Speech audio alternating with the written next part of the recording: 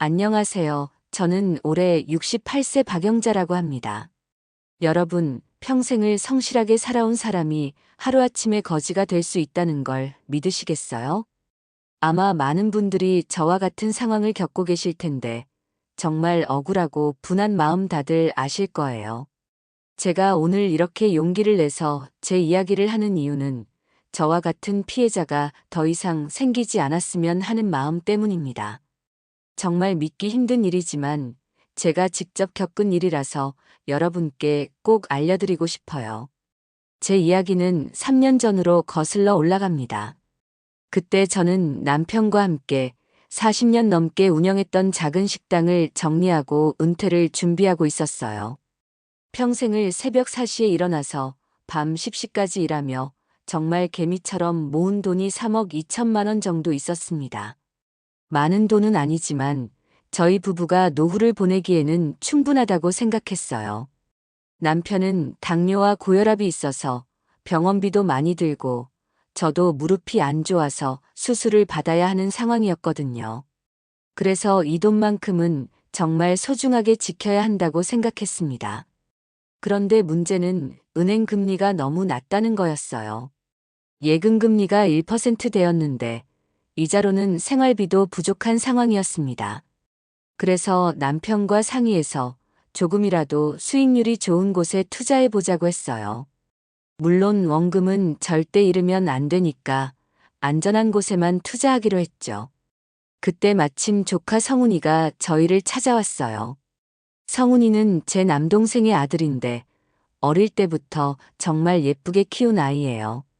제가 자식이 없어서 성훈이를 친아들처럼 여겼거든요. 명절 때마다 용돈도 많이 주고 대학교 등록금도 일부 도와줬고 결혼할 때도 축의금을 500만 원이나 줬어요. 성훈이는 서울에서 금융회사에 다닌다고 했는데 정확히 어떤 일을 하는지는 잘 몰랐어요. 그런데 그날 성훈이가 저희한테 정말 좋은 투자 상품이 있다고 하더라고요. 자기가 다니는 회사에서 특별히 VIP 고객들에게만 소개해주는 상품인데 1년에 15% 수익률을 보장해 준다는 거예요. 처음에는 그런 좋은 게 어디 있겠어라고 생각했는데 성훈이가 가져온 자료를 보니까 정말 그럴듯했어요. 회사 브로셔도 있고 투자 설명서도 있고 심지어 정부에서 인증받은 상품이라는 증명서까지 있더라고요. 성훈이는 저희한테 이런 말을 했어요. 고모, 고모부 평생 고생만 하셨는데 이제는 편하게 사세요. 이 상품은 정말 안전하고 수익률도 좋아서 제가 저희 부모님께도 추천드린 거예요. 부모님도 이미 투자하셔서 매달 좋은 수익 받고 계세요. 그 말을 들으니까 마음이 흔들렸어요. 남동생 부부가 이미 투자했다는 말을 들으니까 신뢰가 생기더라고요. 그리고 성훈이가 원금은 절대 손실 없고 언제든지 찾을 수 있다고 장담했거든요. 하지만 저희는 그래도 신중했어요. 일단 1천만 원 정도만 투자해 보자고 했죠. 그랬더니 성훈이가 아쉬운 표정을 지으면서 고모, 이 상품은 최소 투자 금액이 5천만 원이에요. 그래야 VIP 혜택을 받을 수 있거든요 라고 하더라고요. 5천만 원이면 저희한테는 큰 돈이었지만 그래도 성훈이를 믿고 투자하기로 했어요. 계약서도 제대로 쓰고 성훈이가 보증도 서주겠다고 했거든요. 첫 달에는 정말 약속한 대로 수익금이 들어왔어요. 월 1.2% 정도였는데 60만 원 정도 받았죠. 두 번째 달, 세 번째 달도 마찬가지였어요. 그러니까 저희는 완전히 믿게 된 거죠. 그때 성훈이가 또 찾아와서 말하더라고요. 고모, 지금 특별 프로모션이 있어서 투자금을 늘리시면 수익률을 20%까지 올려드리고 있어요. 근데 이번 달까지만 가능하고 최소 2억은 투자하셔야 해요. 처음에는 그런 큰 돈을 어떻게 투자해라고 했는데 성훈이가 고모, 지금까지 3개월 동안 약속 지킨 거 보셨잖아요. 저를 믿어주세요. 그리고 이 기회를 놓치시면 나중에 후회하실 거예요 라고 하더라고요.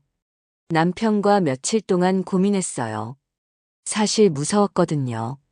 하지만 지금까지 약속을 잘 지켰고 성훈이가 친족하니까 설마 저희를 속이겠어요?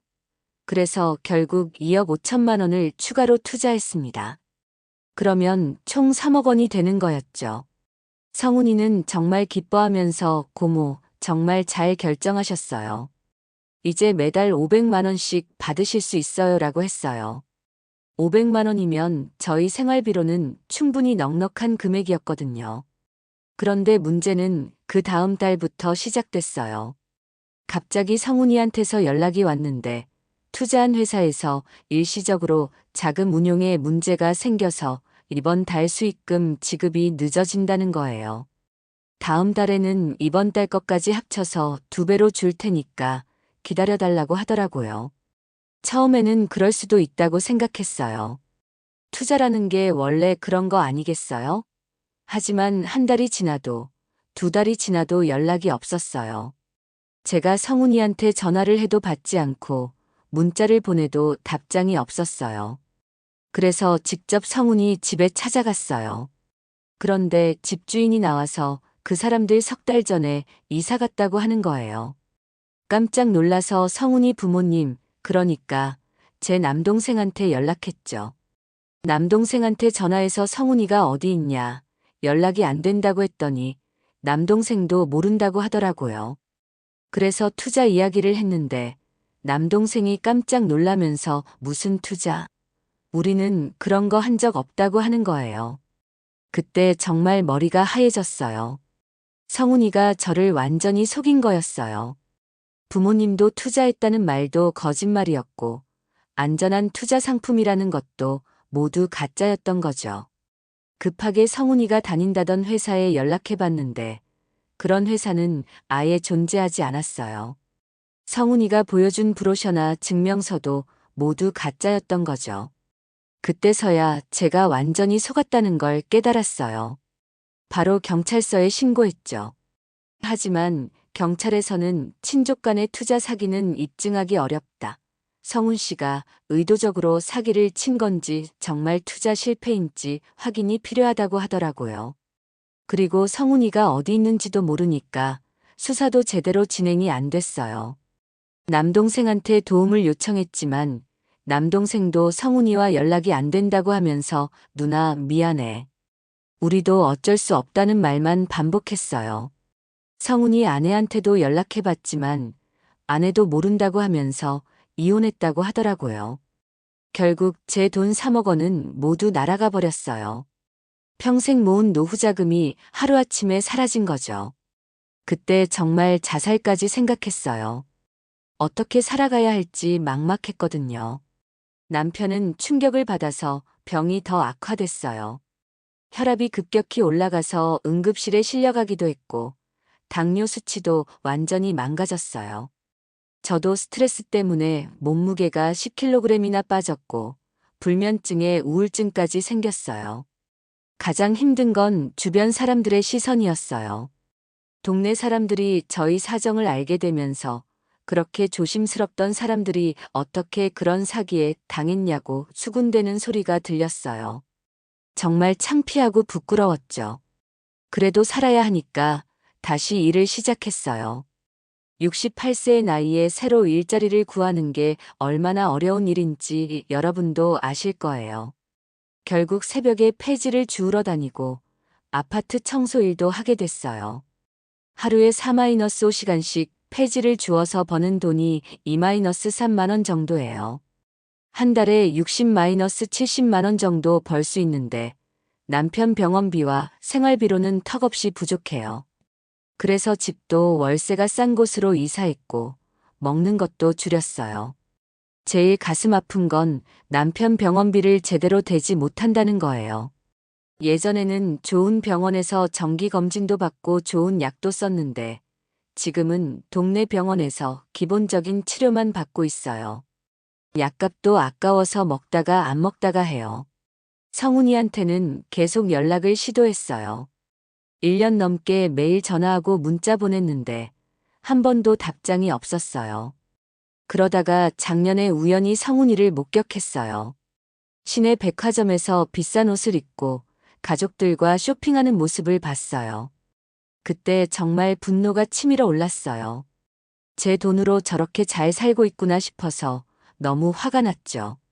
다가가서 성훈아, 고모 돈 언제 갚을 거냐고 물어봤는데 성훈이는 저를 모르는 사람처럼 쳐다보면서 누구세요? 잘못 보신 것 같은데요 라고 하더라고요.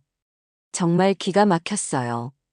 어떻게 사람이 그럴 수 있나 싶어서 소리를 질렀는데 성훈이는 미친 할머니라고 하면서 도망가 버렸어요. 주변 사람들은 저를 이상한 사람으로 쳐다봤고 정말 억울하고 분했어요. 그 일 이후로 성훈이는 완전히 잠적해버렸어요. 연락처도 바꾸고 집도 다시 이사 간 것 같아요. 남동생한테 물어봐도 우리도 모른다는 말만 하고 심지어 누나가 너무 집착하는 것 같다는 식으로 말하더라고요. 가족들마저 저를 이상하게 보니까 정말 절망스러웠어요. 제가 피해자인데 마치 제가 잘못한 사람처럼 취급받는 게 이해가 안 됐거든요. 지금도 경찰 수사는 진행 중이라고 하는데 별다른 진전이 없어요. 성훈이를 찾지 못하니까 수사도 막힌 상태고 돈을 돌려받을 가능성은 거의 없다고 봐야 할 것 같아요. 요즘에는 다른 피해자들이 있나 싶어서 인터넷으로 검색도 해보고 관련 카페도 가입해봤어요. 그런데 저와 비슷한 피해를 당한 분들이 정말 많더라고요. 특히 제 또래 어르신들이 친척이나 지인한테 당한 경우가 많았어요. 어떤 분은 사위한테 당했고 어떤 분은 교회 권사님한테 당했다고 하더라고요.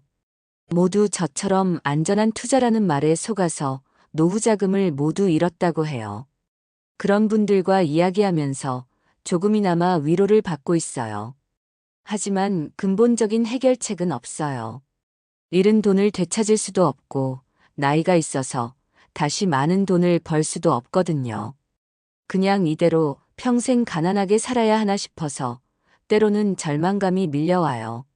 남편은 요즘 많이 우울해하세요. 내가 더 똑똑했다면 아내가 이런 고생을 안 시켰을 텐데라고 자책하거든요. 보고 있으면 정말 안쓰럽죠. 성훈이 때문에 저희 부부가 이렇게 고생하고 있는데 정작 성훈이는 잘 살고 있을 거라고 생각하니까 분통이 터져요. 제가 이 일을 겪으면서 깨달은 게 있어요. 아무리 가족이라도, 아무리 믿을 만한 사람이라도 투자 이야기가 나오면 절대 쉽게 믿으면 안 된다는 거예요. 특히 안전하다, 원금 보장한다, 정부 인증받았다 이런 말들은 모두 사기꾼들이 자주 쓰는 말이라고 해요. 그리고 투자하기 전에 반드시 여러 사람한테 상의해보고 관련 기관에 문의해봐야 해요. 저도 그때 금융감독원이나 은행에 한 번만 문의해봤다면 이런 일을 당하지 않았을 거예요. 무엇보다 나만 특별히 소개해주는 상품이라는 말은 절대 믿으면 안 돼요. 정말 좋은 투자 상품이라면 굳이 개인적으로 소개할 이유가 없거든요. 은행이나 증권회사에서 공개적으로 판매하겠죠. 지금 이 글을 읽고 계신 분들 중에서도 비슷한 제안을 받으신 분이 있을 거예요. 아무리 가족이 권해도 아무리 조건이 좋아 보여도 섣불리 결정하지 마세요. 특히 노후자금처럼 소중한 돈은 더욱 신중하게 관리하셔야 해요. 저는 지금도 성훈이를 찾고 있어요. 돈을 돌려받고 싶은 마음도 있지만 그보다는 성훈이가 제대로 된 처벌을 받았으면 좋겠어요. 저 같은 피해자가 더 생기지 않게 말이에요. 요즘에는 성훈이가 다른 사람들도 속이고 있을 거라는 생각이 들어요. 저한테 그렇게 능숙하게 거짓말을 했던 걸 보면 이전에도 비슷한 일을 했을 가능성이 높거든요. 그런 사람이 계속 사회에 나와서 다른 사람들을 속이고 있다고 생각하니까 정말 화가 나요. 가끔은 제가 너무 순진했나 싶어서 자책하기도 해요. 하지만 평생을 성실하게 살아온 사람이 가족을 의심하면서 살 수는 없잖아요. 저는 그냥 평범한 사람이었을 뿐이에요. 지금 저희는 하루하루 버티면서 살고 있어요. 남편 건강이 더 나빠지기 전에 조금이라도 더 벌어두려고 새벽부터 밤까지 일하고 있고요.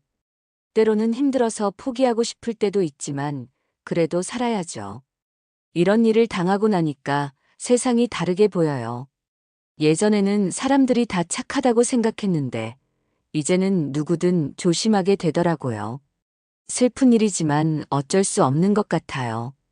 여러분들은 저 같은 일을 절대 당하지 마세요. 투자 이야기가 나오면 반드시 전문가와 상의하시고 검증된 기관을 통해서만 투자하세요. 그리고 가족이라고 해서 무조건 믿지 말고 객관적으로 판단하시기 바라요. 특히 어르신들은 더욱 조심하셔야 해요. 요즘 사기꾼들이 어르신들을 노리는 경우가 많거든요. 효도 상품, 시니어 전용 투자 이런 것들은 대부분 사기라고 보시면 돼요. 제 이야기가 누군가에게는 도움이 되었으면 좋겠어요. 저처럼 평생 모은 돈을 한순간에 잃고 절망에 빠지는 분들이 더 이상 생기지 않았으면 해요. 마지막으로 성훈이한테 하고 싶은 말이 있어요. 혹시 이 글을 보고 있다면, 양심이 있다면 연락해라. 돈을 모두 돌려달라는 게 아니라 그냥 진심으로 사과 한 번만 해줬으면 좋겠다. 고모가 어떤 마음으로 평생을 살아왔는지, 그 돈이 고모한테 얼마나 소중한 돈이었는지 알잖아. 여러분, 긴 이야기 들어주셔서 감사해요. 이런 사연을 말씀드리는 게 창피하기도 하고 힘들기도 했지만 혹시나 해서 용기를 냈어요. 저와 같은 피해자가 더 생기지 않기를 진심으로 바라면서 이만 마치겠습니다. 투자는 항상 신중하게, 그리고 믿을 만한 기관을 통해서만 하시기 바라요. 여러분의 소중한 노후 자금을 지키시길 바랍니다. 감사합니다.